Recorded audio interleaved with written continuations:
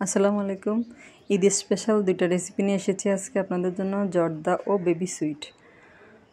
এজন্য আমি চিনি গুঁড়া পোলাও চাল 1 কাপ নিয়েছি। নিয়ে চালটা ভালো করে কষলে 2-3 বার ধুয়ে নিয়েছি। তারপরে প্যানে আগে থেকে গরম করা পানির মধ্যে চালগুলো দিয়ে দিয়েছি। দিয়ে আমি যেহেতু জর্দা এজন্য ইয়েলো ফুড কালারটা দিয়েছি। আমার বাসায় জর্দা রং ছিল না, এজন্য জর্দা রং দিতে পারি না, ইয়েলো ফুড কালারটা দিয়েছি। আপনারা চাইলে আপনারা যখন বানাবেন তখন জর্দা রংটা দিবেন। তারপরে এখানে আমি বেবি সুইটটা তৈরি করার জন্য 3 পিস পাউরুটি নিয়েছি। পাউরুটি আমার 3 পিসে হয়নি, আরেক পিস লেগেছে আমার শেষে। তারপর পাউরুটিটাকে টুকরো করে সাথে সামান্য পরিমাণ লিকুইড দুধ আগে থেকে জাল করা ওটা দিয়ে একটু মিক্স করে নিব। মিক্স করে নিয়ে একটু সামান্য সময় একটু ভিজিয়ে রাখবো যাতে পাউরুটিটা দুধটা টেনে নিতে পারে। তারপরে এদিকে আমার জর্দার যে ভাতটা রান্না করা হয়ে গেছে। এটা 70 থেকে 80% সিদ্ধ হলেই হয়ে যাবে। তারপর ঠান্ডা পানি দিয়ে আমি একটা স্টেনারে ঢেলে ঠান্ডা পানি দিয়ে ওটা ভালো করে ঠান্ডা করে নিচ্ছি যাতে ঝরঝরা হয়। তারপরে মিষ্টি বানাবো যে ওটার শিরাটা তৈরি করে নিচ্ছি। এজন্য আমি একটা প্যানে 1/2 কাপ চিনি দিয়েছি। 1/2 কাপ চিনির সাথে 2 কাপ পানি দিয়েছি। পানি দিয়ে একটু নেড়ে চেড়ে চিনিটা পানির সাথে মিশিয়ে নিব।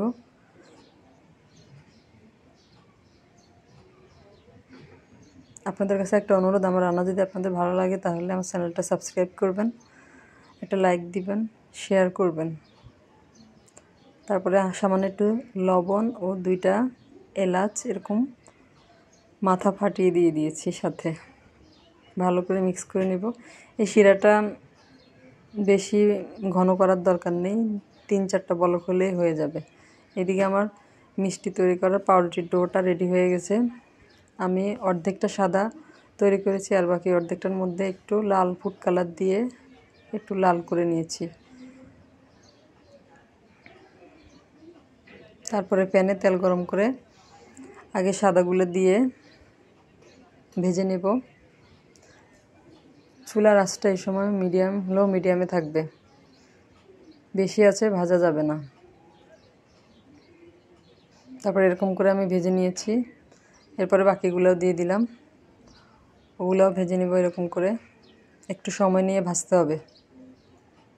ভাজা হয়ে গেলে সবগুলো আমি আগে থেকে তৈরি করা শিরার মধ্যে দিয়ে দিব। শিরার মধ্যে দিয়ে আমি প্রায় 20 মিনিট ঢাকনা দিয়ে ঢেকে লো মিডিয়াম আছে রান্না করে নিব। এদিকে আমি একটা ছোট আনারস নিয়েছি। আনারসটা এরকম ছোট ছোট কিউব করে কেটে নিয়েছি।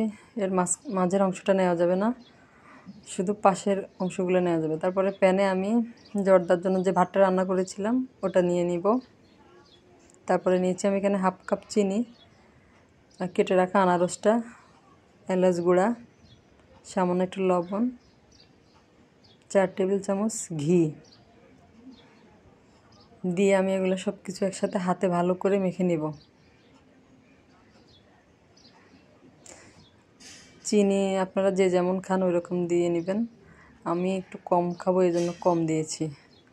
তারপরে আমি এই জর্দাটা আধা ঘন্টা একদম লো আঁচে রান্না করে নিব। মাঝে মাঝে একটু নেড়ে চেড়ে নিব। একদম লো আঁচে আধা ঘন্টা রান্না করে নিব। আমার জর্দাটা তৈরি হয়ে গেছে, দেখেন অনেক সুন্দর একটা গ্রান আসতেছে।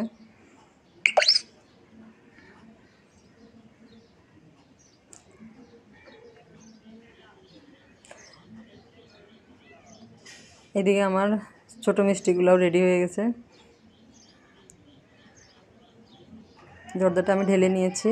তারপরে ওই যে বেবি সুইটটা দিয়ে সুন্দর করে সাজিয়ে পরিবেশন করছি। এভাবে আপনারা ঈদের দিন তৈরি করতে পারেন বা ঈদের আগের দিন তৈরি করে ফ্রিজে রেখে দিতে পারেন। আজ এই পর্যন্তই। আল্লাহ হাফেজ।